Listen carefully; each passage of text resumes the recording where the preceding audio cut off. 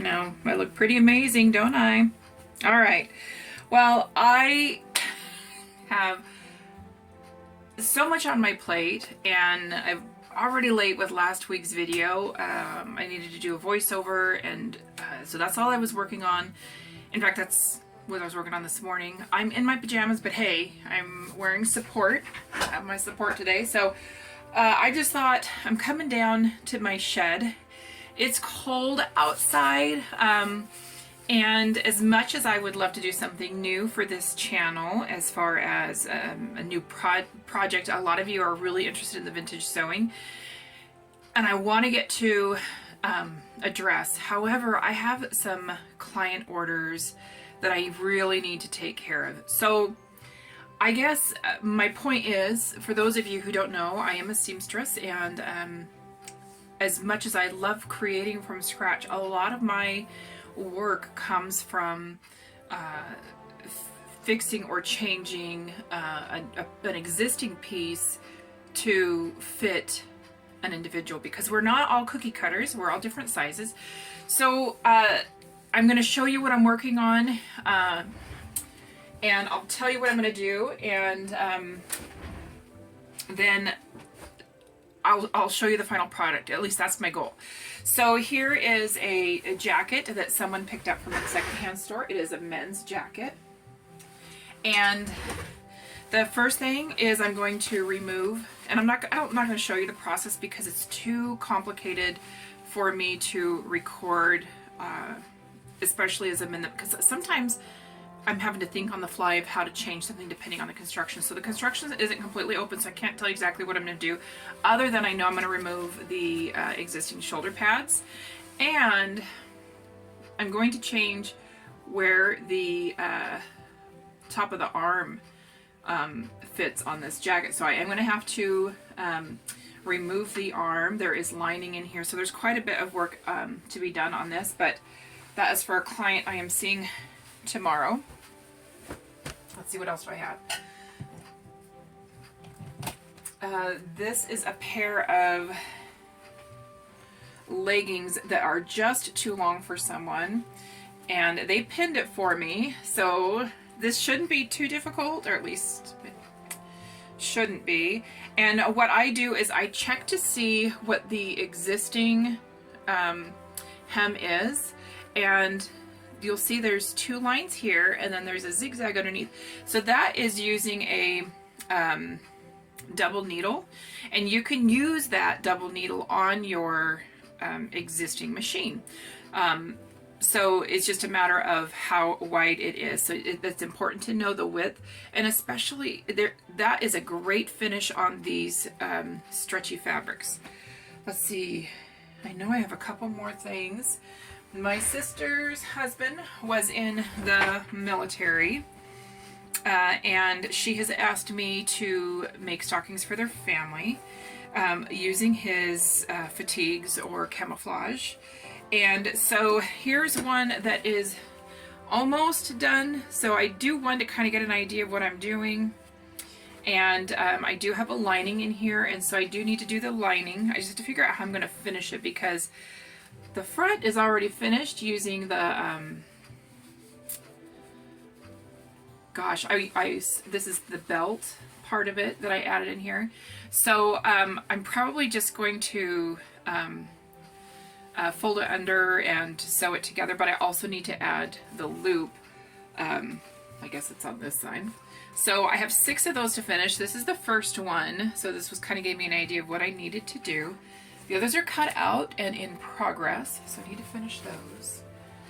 There is something else, I just have to find it. I'll be right back. Okay, there's quite a few. So I also have a client who loves these hangers, and it took me a while to figure out how to do it. But here is, you take 2 hangers and you create this double hanger. I have 4 of those to complete for her. I have a client who loves this inspiration, and I have the fabric So I want to put that together for her. I was supposed to have this by Thanksgiving, but I ended up sick last week, and then during Thanksgiving we were out of town, and just, you know, there's always something, right? There's just life, a lot of life. Let's see, those are those hangers. What else? Is this the last of the, I want to get this done this week and call it good. This is a mask where someone wants me to replace the elastic. So you'll see there's just a plethora of things. And then I also volunteer at a senior center, and they really like when I make these tea towel dresses. And they, so I need to work on those this week. So I did, because I'll be there on Friday. So I have my pattern. This is something I even found on YouTube. So this is something you can find on YouTube. I really don't make a profit. I just make enough to pay for my supplies. And but I found some fabric I had in my stash. I try not to go out and buy fabric unless I absolutely have to. But I have all of these cute Christmassy towels, and so I will be making some of those tea towel dresses. So I will do my best to just plow through as much of this today as I possibly can. Of course, I am putting them in order of importance. And, oh, there's one more thing. That dress back there.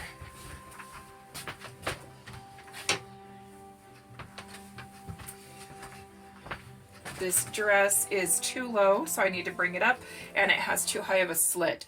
So I think,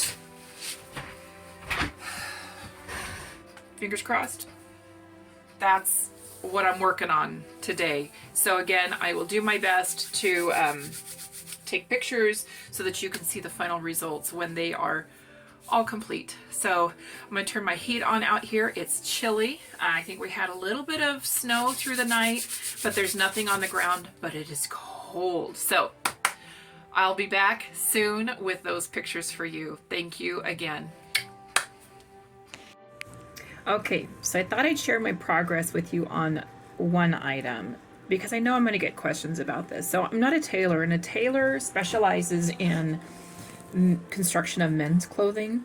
I'm not a tailor. I am a seamstress. I went to school. I'm considered a master seamstress. Am I learning all the time? Absolutely. So don't let professional seamstress or master seamstress ever throw you off, because we are all still learning too, and we are always trying to perfect our trade.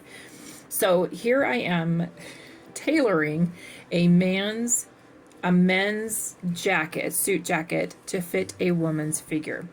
So the first thing I did, and I'm going to turn my phone around because again, I'm a seamstress. This is not my job, YouTube, but it sure is fun. This is often what I use. I think this is from Dollar Tree, and I just use my phone, which is a Revelry 5 something. Okay, so I'm going to turn my phone around so that you can kind of see what I'm doing. Okay, so the first thing I did is I seam ripped the top of the, sorry, this is all being held by my hand, so I apologize. The top of the armhole. And these pieces came out, the rest of this is from the shoulder pad that I removed. I had cut it out just to kind of give the client an idea of what it could look like potentially, and that also helped me with the measurement of where the placement of the new arms eye goes. And what I did is I pinned this around to kind of get a new, this isn't totally undone, and I just used a contrasting thread and needle. Well, the needle wasn't a contrast, but the thread was, and I just figured out where the new connect is going to be for the top of the arm. I did put these back in. These are a type of stabilizer. This material in and of itself has a stretch to it. It's a tweed, and it has a stretch to it, and so this gives it the stability it needs so that you have that structure in the men's in suits in general. And then here you're going to see also that there is some more structure put in here. So the basting stitches I put here are my guide now to attach the sleeve here. I'm going to leave the inside open because I'm going to reach through And instead of opening up a new, well, I'm gonna have to, it doesn't matter anyway, because I'm gonna have to redo this whole thing. So I'm gonna go ahead and do this one afterwards. But one of the tricks I have learned over the years is start with one. That way, if you walk away from something and you need to get back to it, you have the other item to get to use as a reference. So with that said, I'm going to finish up this jacket and I'll take a picture when it is done. But I thought I'd kind of give you a couple of hints of things that I do to make my life a little easier.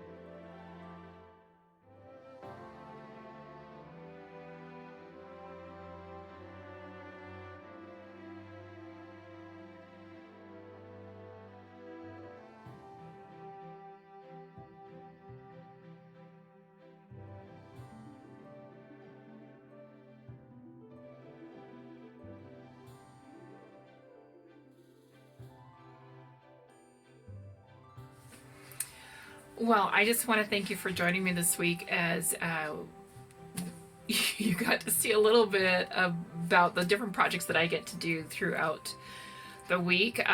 You'll see behind me this beautiful Christmas apron, and I'd be delivering that to a client this week. I made two, one for her and one for her mom, so I'm very excited about those. Those are just based on measurements. They're not even, just simple measurements. This next week, I pulled out my fabric stash that is Christmassy or winter. Sorry, that's just some of them. I've got this cute one here with a precious moment in a stocking. I've got this one here. Gosh, and I have these fabric panels. I don't know what I'm gonna do with them yet, but they're here. And then I also have some of these vintage inspired ones. They're kind of cutesy. And then I've got this great plaid as well that has this beautiful gold snowflake. And I am struggling with what to choose, which ones to choose. I picked these ones up last year with the idea I was going to do something with these. And now I'm second guessing myself that that's really what I want to use because they're so cutesy. But I was scrolling through my YouTube the other day and something that popped up was from Chitty Chitty Bang Bang, Truly Scrumptious when she's the wind-up doll, and her dirndl that she was wearing. And I thought, oh my gosh, would that be so cute to do something Christmassy. And I've got this fabulous shirt I picked up from a secondhand store or something that will be phenomenal. I don't wear a lot of those type of dresses. I usually wear dresses that have sleeves, but I think I'm gonna make like this pinafore dirndl, and yeah, anyway, so that's going to be my inspiration, and I just have to make a decision because of all this beautiful fabric. Oh, I love Christmas. I love all the time of year where it's cooler. So thank you for joining me this week, and I will see you next week as I put together some sort of dress, and I better have a decision made by Monday when I'm starting to film all this. So, all right, blessings all. Take care.